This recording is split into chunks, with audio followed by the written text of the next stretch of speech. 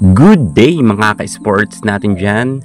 PLDT high speed hitters, sunod-sunod na nga nagsisialisan ang mga players. Matapos nga magpaalam noon si Erica Santos, ngayon si Rachel Austero naman ang umalis. Pero sa lahat ng mga umalis, dito talaga natutuwa ang mga fans ni Rachel. Bakit natin nasabi na natutuwa sila? Well, yan ngayon ang ating pag-uusapan at saan kaya possible na lilipat itong si Austero. Sa tingin nyo, susunod kaya siya kay Micah Ortiz? Panoorin natin ang buong detalye. Pero syempre, kung bago ka muna sa aking channel at ngayon ka pa na napadpad, huwag kalimutan mag-subscribe. Click ang ating notification bell para lagi kang updated sa lahat ng issues sa volleyball. Susunod na!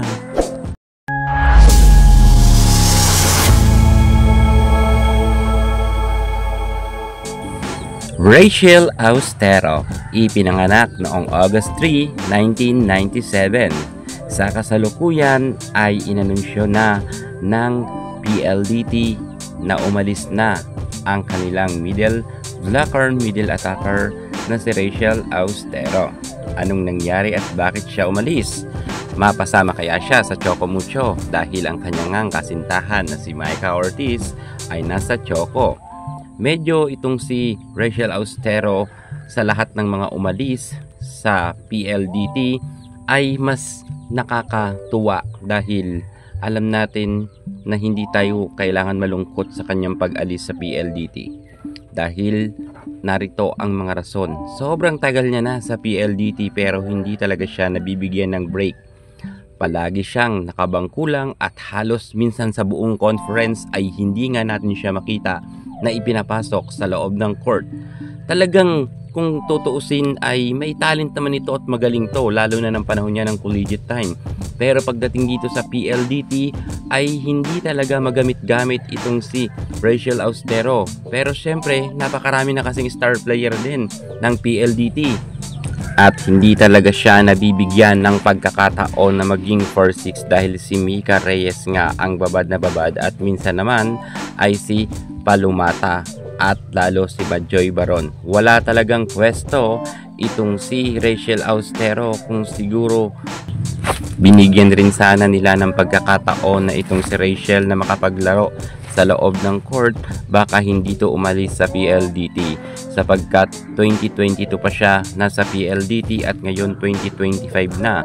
Medyo matagal-tagal na rin itong si Rachel Austero, ngunit hindi talaga natin siya nararamdaman sa PLDT at madalas talaga ay nakabangko lamang ito. Kaya't sa lahat ng mga umalis ng players sa bawat team, mas happy ako kay Rachel Austero dahil may papamalas niya ang kanyang angking kagalingan sa kanyang lilipatan na team. Medyo matagal-tagal na nga rin na hindi nakakasungkit ng gintong medalya itong si Rachel Austero.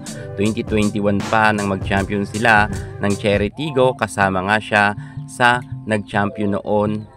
Medyo malakas ang Cherry sapagkat meron silang Jaya Santiago at Dindin Santiago Manabat ng panahon nila. Pero ngayon medyo tagilid na rin ang Cherry at madalas nga ay nasa laylayan na sila na standing. Well, sa tingin nyo bumalik kaya sa Cherry Tigo si Rachel Austero matapos ngang ibang kulang siya ng PLDT?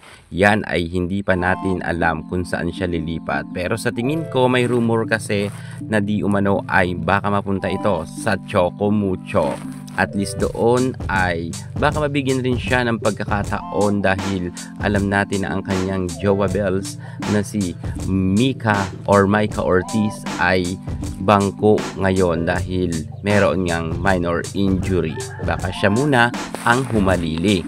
Alam natin na comfortable naman itong si Austero dahil close rin siya sa mga Choco Mucho players, lalo't naroon nga ang kanyang jowa na si Mika. Well, kung saan man lilipat si Rachel Austero, happy ako para sa kanya dahil sa tingin ko hindi na siya mababangko sa kanyang lilipatan na team.